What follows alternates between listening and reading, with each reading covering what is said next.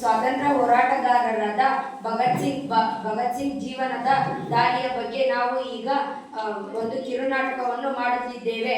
ಅದರಲ್ಲಿ ನನ್ನ ಪಾತ್ರ ಭಗತ್ನ ಅಕ್ಕನ ಪಾತ್ರ. ಈ ಕಿರುನಾಟಕದಲ್ಲಿ ನನ್ನ ಪಾತ್ರ ಭಗತ್ನ ತಾಯಿಯ ಪಾತ್ರ.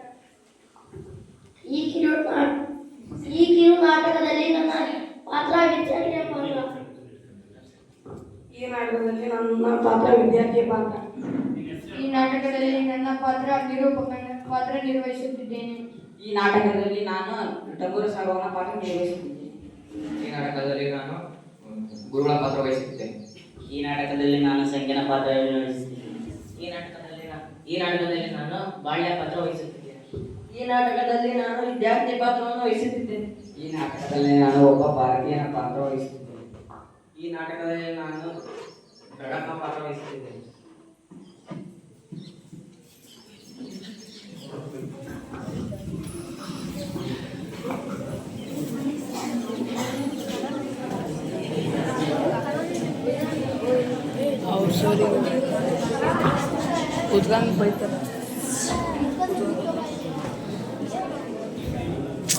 ಸರಿ ಕಾಣಲ್ಲ.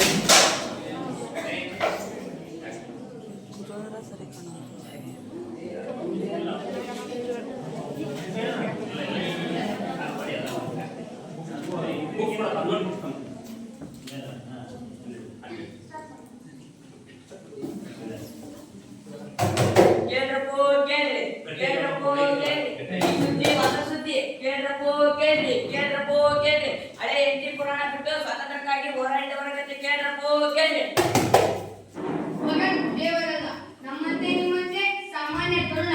ಆದರೆ ಹದವಾಗಿ ಬೆಳೆದು ನಿಂತು ಕಾಣೆಯಾಗಿ ಮಿಂಚಿ ಮರೆಯಾಗಿರುವ ನಕ್ಷತ್ರದಂತೆ ಕಾಣೆಯಾಗಿದ್ದಾನೆ. ಆ ಕಾಣೆಯಾಗಿರುವ ತರುಣನ ವಯಸ್ಸು ಕೇವಲ 23 ವರ್ಷ.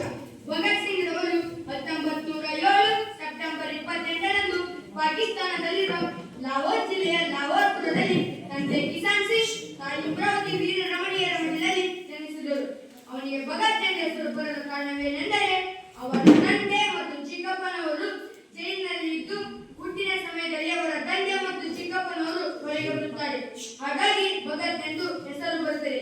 ಪಂಜಾಬ್ ಭಾಷೆಯಲ್ಲಿ ಭಗತ್ ಎಂದರೆ ಭಾಗ್ಯವಂತ ಎಂದರ್ಥ. ಹಾಗಾಗಿ ಅವನನ್ನು ಭಗತ್ ಎಂದು ಕರೆಯುತ್ತಾರೆ. ದೃಶ್ಯ 1, ಭಗತ್ ಸಿಂಗ್ನ ಶಾಲಾ ಜೀವನದ ಸನ್ನಿವೇಶ.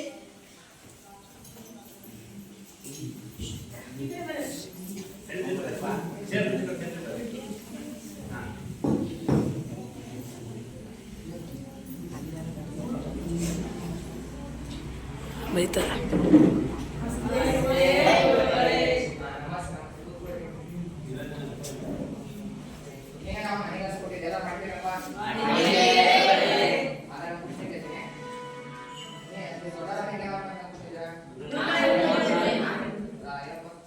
ಗುರುಗಳೇ, ನಾನು ವೈದ್ಯನಾಗುತ್ತೇನೆ ಗುರುಗಳೇ.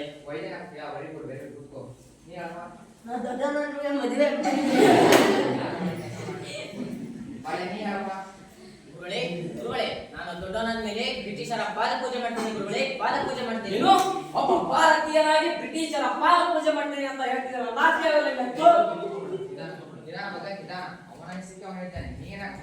ನಾನು ಸ್ವತಂತ್ರ ಹೋರಾಟದಲ್ಲಿ ತೊಡಗಿ ಒಬ್ಬ ವೀರ ಕ್ರಾಂತಿಕಾರಿ ಆಗ್ತೀನಿ ಗುರುಗಳೇ, ಒಬ್ಬ ವೀರ ಕ್ರಾಂತಿಕಾರಿ ಆಗ್ತೀನಿ.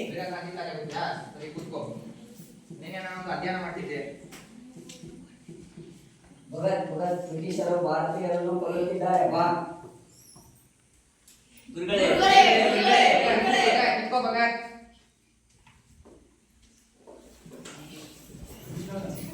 ದೃಶ್ಯ 2, ಜಲಿಯನ್ ವಾಲಾಬಾಗ್ ಹತ್ಯಾಕಾಂಡದ ಮುಖ್ಯ ಸನ್ನಿವೇಶ.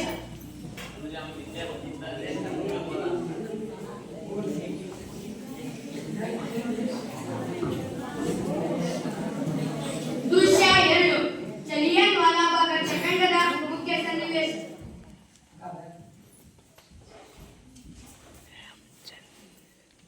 ಅಯ್ಯೋ ಅಯ್ಯೋ, ಏನಾಯ್ತು ನನ್ನ ಭಾರತಕ್ಕೆ, ಏನಾಯ್ತು ನನ್ನ ಭಾರತೀಯರಿಗೆ? ಆ ಕೆಂಪು ಮೋತಿಗಳ ಕುತಂತ್ರಕ್ಕೆ ಬಲಿಯಾದರು ನನ್ನ ಭಾರತೀಯರು. ಅಯ್ಯೋ ಅಯ್ಯೋ. ಏಪ್ರಿಲ್ 13, 1919ರಂದು ಜಲಿಯನ್ ವಾಲಾಬಾಗ್ ಹತ್ಯಾಕಾಂಡದಲ್ಲಿ ಪ್ರಾಣ ಕಳೆದುಕೊಂಡಿದ್ದವರಿಗೆ ನಮನ ಸಲ್ಲಿಸಲು ಹೋಗಿದ್ದ ಆ ಬಾಲಕ ಭಗತ್ ಸಿಂಗ್. ಇಂದು ಜಲಿಯನ್ ವಾಲಾಬಾಗ್ನಲ್ಲಿರುವ ಒಕ್ಕಣೆ ಹೀಗಿದೆ. ಏಪ್ರಿಲ್ 13, 1919ರಂದು ಬ್ರಿಟಿಷರ ಗುಂಡುಗಳಿಗೆ ಆಹುತಿಯಾದ ಸುಮಾರು 2000 ಮುಗ್ಧ ಹಿಂದೂ, ಸಿಖ್ ಮತ್ತು ಮುಸ್ಲಿಮರ ಸಮ್ಮಿಳಿತ ರಕ್ತದಿಂದ ಈ ಪ್ರದೇಶ ಪಾವನವಾಗಿದೆ. ಭಗತ್ ಸಿಂಗ್ ಅಲ್ಲಿಗೆ ಹೋಗಿ ಅಂತರ್ಮುಖವಾಗಿ ನಿಂತಾಗ ಈ ಭಾವನೆ ಅವನ ಮನಸ್ಸಿನಲ್ಲಿ ಹಾಯುತ್ತಿರಬೇಕು. ಜಲಿಯನ್ ವಾಲಾಬಾಗ್ನಲ್ಲಿ ನೆರೆದಿದ್ದ ಜನಕ್ಕೆ ತಾವೊಂದು ರಾಜಕೀಯ ಆಂದೋಲನದಲ್ಲಿ ಭಾಗಿಗಳಾಗಬೇಕೆಂಬ ಆಕಾಂಕ್ಷೆಯಾಗಲಿ ಹುತಾತ್ಮರಾಗಬೇಕೆಂಬ ಅಭಿಲಾಷೆಯಾಗಲಿ ಇದ್ದಿರಲಾರದು. ಜನರಲ್ ಡಯಸ್ ಸಹ ತನ್ನ ಪೈಶಾಚಿಕ ಘಾತುಕತೆಯನ್ನು ನುಡಿದ ಬೇರವ ಭಾವನೆಯಿಂದಲೂ ಪ್ರೇರಿತನಾಗಿದ್ದ ಎಂದು ನಂಬುವುದು ಕಷ್ಟ. ಕ್ರೂರ ಮಾರ್ಗದಿಂದ ಭಾರತೀಯರನ್ನು ಬಗ್ಗು ಬಡಿಯಬಹುದೆಂದು ಅವನ ಹೇಳಿಕೆ. ಬ್ರಿಟಿಷ್ ಸಾಮ್ರಾಜ್ಯದ ಅನವರತ ಹೇಳಿಕೆಗೆ ಇದಕ್ಕಿಂತಲೂ ಸುಲಭವಾದ ಮಾರ್ಗವನ್ನು ಚಿಂತಿಸಲು ಅವನು ಆಸಕ್ತನಾಗಿದ್ದನು. ಒಟ್ಟು 1650 ಸುತ್ತುಗಳಷ್ಟು ಗುಂಡಿನ ಮಳೆ ಕರೆಯಿಸಿದ್ದ. ಅವನು ಹೆಮ್ಮೆಯಿಂದ ಹೇಳಿಕೊಂಡಿದ್ದು ಇದು: ಒಂದೇ ಒಂದು ಗುಂಡು ಸಹ ದಂಡವಾಗಲಿಲ್ಲ. ಅಂದು ಪ್ರಾಣ ಕಳೆದುಕೊಂಡವರ ಸಂಖ್ಯೆ ಇದನ್ನು ಖಚಿತಗೊಳಿಸುತ್ತದೆ. ಜಲಿಯನ್ ವಾಲಾಬಾಗ್ ಹತ್ಯಾಕಾಂಡ ನಡೆದ ಭೂಮಿಯಲ್ಲಿ ಭಗತನ ಮಣ್ಣನ್ನು ತೆಗೆದುಕೊಳ್ಳುವ ದೃಶ್ಯ.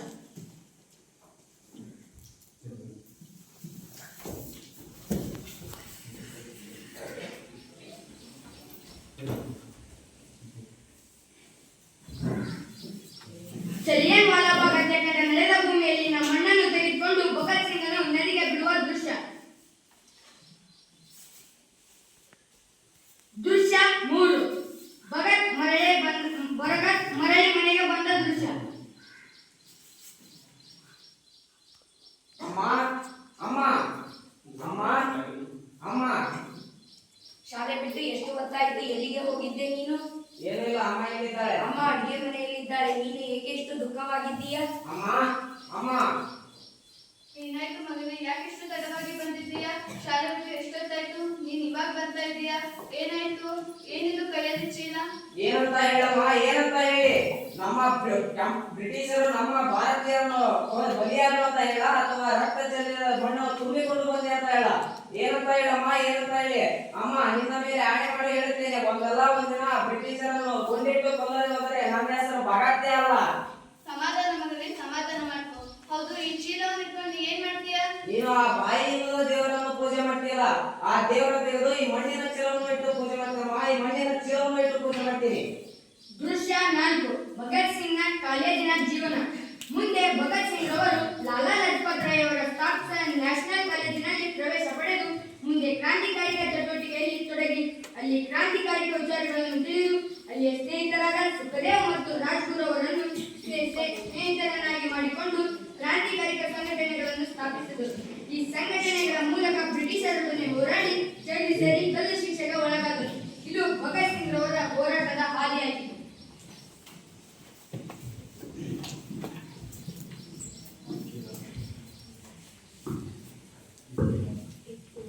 ಇಕ್ವಿಲಾಲ್ ಜಿಂದಾಬಾದ್. ಇಕ್ವಿಲಾಲ್ ಜಿಂದಾಬಾದ್. ಇಕ್ವಿಲಾಲ್ ಜಿಂದಾಬಾದ್. ಧನ್ಯವಾದಗಳು.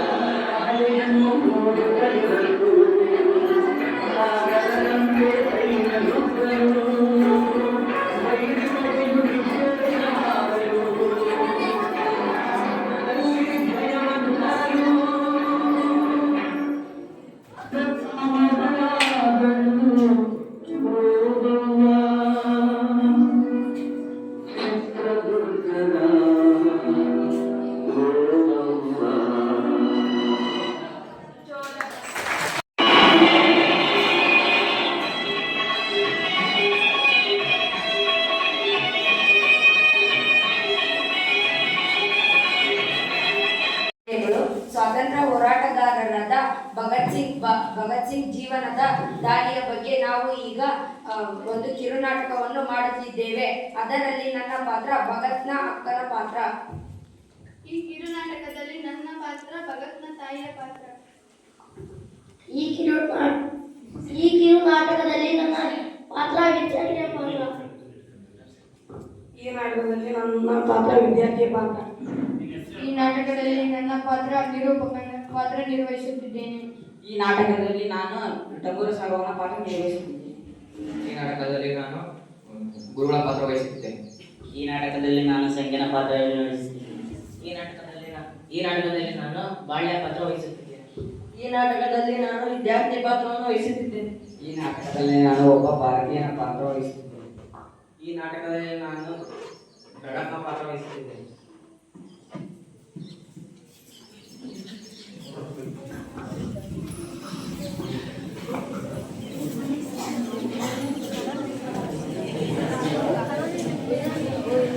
ಅವ್ರು ಸರಿ ಉದ್ರಂಗ್ ಬೈತಾರೆ. ಸರಿ ಕಾಣಲ್ಲ. ಸರಿ ಕಾಣಲ್ಲ.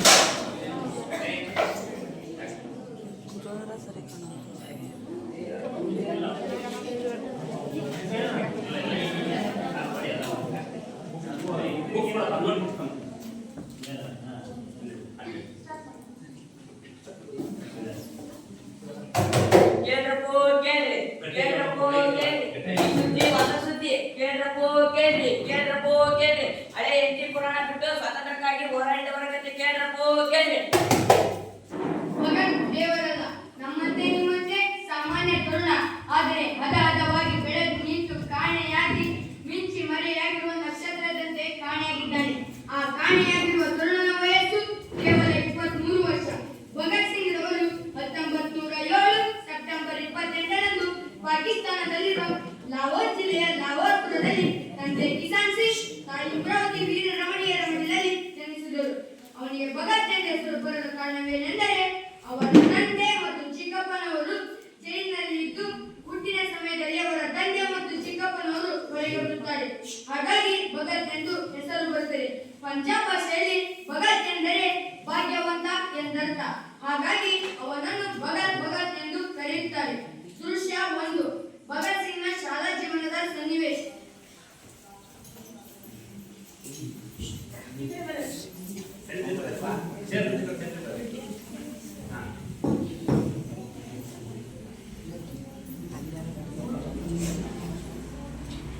ಬೈತಾರೆ.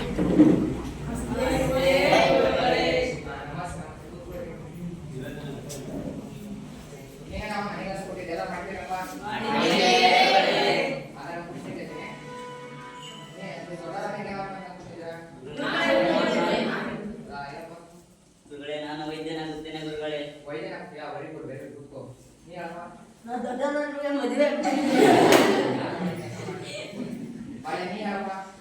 ಮದುವೆ ಗುರುಗಳೇ, ನಾನು ದೊಡ್ಡವನಾದ ಮೇಲೆ ಬ್ರಿಟಿಷರ ಪಾದ ಪೂಜೆ ಮಾಡ್ತೀನಿ ಗುರುಗಳೇ, ಪಾದ ಪೂಜೆ ಮಾಡ್ತೀನಿ. ನೀನು ಒಬ್ಬ ಭಾರತೀಯನಾಗಿ ಬ್ರಿಟಿಷರ ಪಾದ ಪೂಜೆ ಮಾಡ್ತೀನಿ ಅಂತ ಹೇಳ್ತಿದ್ದೀರ.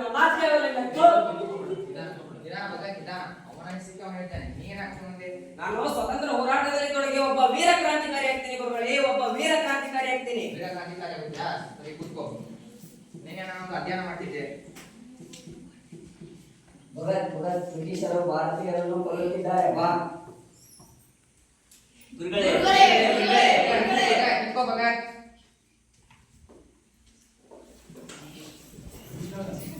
ದೃಶ್ಯ 2, ಜಲಿಯನ್ ವಾಲಾಬಾಗ್ ಹತ್ಯಾಕಾಂಡದ ಮುಖ್ಯ ಸನ್ನಿವೇಶ.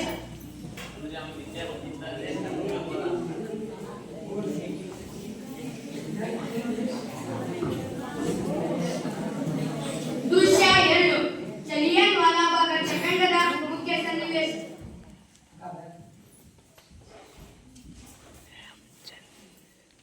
ಅಯ್ಯೋ ಅಯ್ಯೋ, ಏನಾಯ್ತು ನನ್ನ ಭಾರತಕ್ಕೆ, ಏನಾಯ್ತು ನನ್ನ ಭಾರತೀಯರಿಗೆ? ಆ ಕೆಂಪು ಮೋತಿಗಳ ಕುತಂತ್ರಕ್ಕೆ ಬಲಿಯಾದರು ನನ್ನ ಭಾರತೀಯರು. ಅಯ್ಯೋ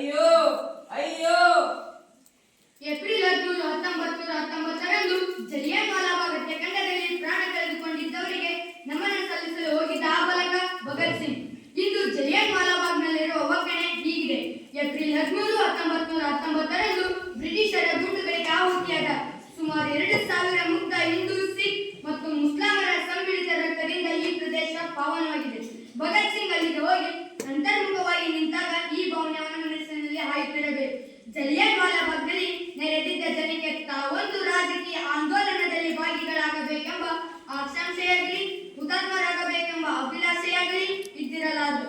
ಜನರಲ್ ಡಯಸ್ ಸಹ ತನ್ನ ಪೈಶಾಚಿಕ ಘಾತುಕತೆಯನ್ನು ನುಡಿದ ಬೇರವ ಭಾವನೆಯಿಂದಲೂ ಪ್ರೇರಿತನಾಗಿದ್ದ ಎಂದು ನಂಬುವುದು ಕಷ್ಟ. ಕ್ರೂರ ಮಾರ್ಗದಿಂದ ಭಾರತೀಯರನ್ನು ಬಗ್ಗು ಬಡಿಯಬಹುದೆಂದು ಅವನ ಹೇಳಿಕೆ. ಬ್ರಿಟಿಷ್ ಸಾಮ್ರಾಜ್ಯದ ಅನವರತ ಹೇಳಿಕೆಗೆ ಇದಕ್ಕಿಂತಲೂ ಸುಲಭವಾದ ಮಾರ್ಗವನ್ನು ಚಿಂತಿಸಲು ಅವನು ಆಸಕ್ತನಾಗಿದ್ದನು. ಒಟ್ಟು 1650 ಸುತ್ತುಗಳಷ್ಟು ಗುಂಡಿನ ಮಳೆ ಕರೆಯಿಸಿದ್ದ. ಅವನು ಹೆಮ್ಮೆಯಿಂದ ಹೇಳಿಕೊಂಡಿದ್ದು ಇದು: ಒಂದೇ ಒಂದು ಗುಂಡು ಸಹ ದಂಡವಾಗಲಿಲ್ಲ. ಅಂದು ಪ್ರಾಣ ಕಳೆದುಕೊಂಡವರ ಸಂಖ್ಯೆ ಇದನ್ನು ಖಚಿತಗೊಳಿಸುತ್ತದೆ. ಜಲಿಯನ್ ವಾಲಾಬಾಗ್ ಹತ್ಯಾಕಾಂಡ ನಡೆದ ಭೂಮಿಯಲ್ಲಿ ಭಗತನ ಮಣ್ಣನ್ನು ತೆಗೆದುಕೊಳ್ಳುವ ದೃಶ್ಯ.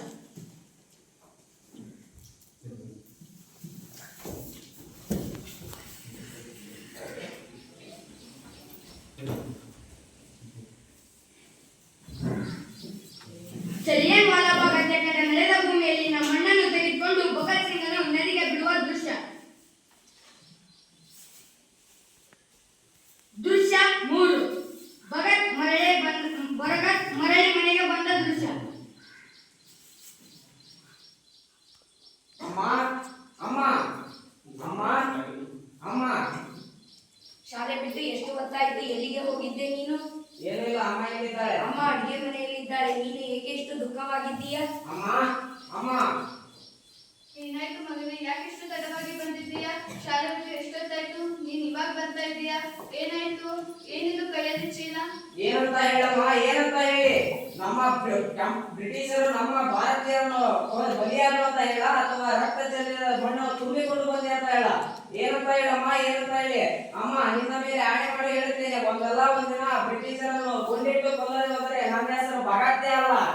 ಸಮಾಧಾನ ಮಗನೇ, ಸಮಾಧಾನ ಮಾಡ್ಕೊ. ಹೌದು, ಈ ಚೀಲವನ್ನು ಇಟ್ಕೊಂಡು ಏನ್ ಮಾಡ್ತೀಯಾ? ನೀನು ಆ ಬಾಯಿ ಇಲ್ಲದ ದೇವರನ್ನು ಪೂಜೆ ಮಾಡ್ತೀಯಲ್ಲ, ಆ ದೇವರ ತೆಗೆದು ಈ ಮಣ್ಣಿನ ಚೀಲವನ್ನು ಇಟ್ಟು ಪೂಜೆ ಮಾಡ್ತೀರಮ್ಮ. ಈ ಮಣ್ಣಿನ ಚೀಲವನ್ನು ಇಟ್ಟು ಪೂಜೆ ಮಾಡ್ತೀನಿ.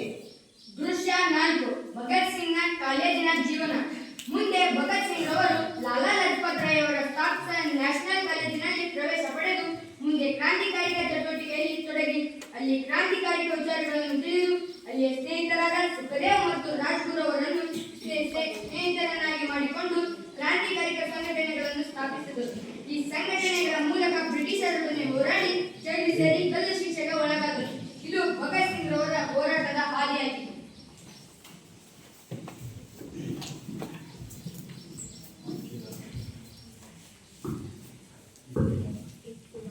ಇಕ್ವಿಲಾಲ್ ಜಿಂದಾಬಾದ್. ಇಕ್ವಿಲಾಲ್ ಜಿಂದಾಬಾದ್. ಇಕ್ವಿಲಾಲ್ ಜಿಂದಾಬಾದ್. ಧನ್ಯವಾದಗಳು.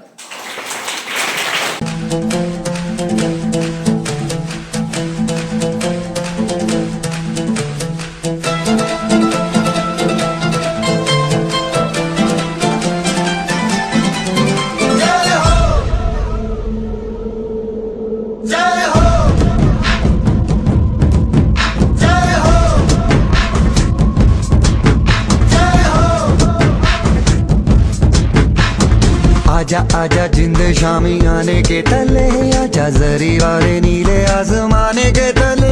जय हो जय हो। आजा आजा जिंद शामी आने के तले, आजा जरी वाले नीले आसमाने के तले। जय हो।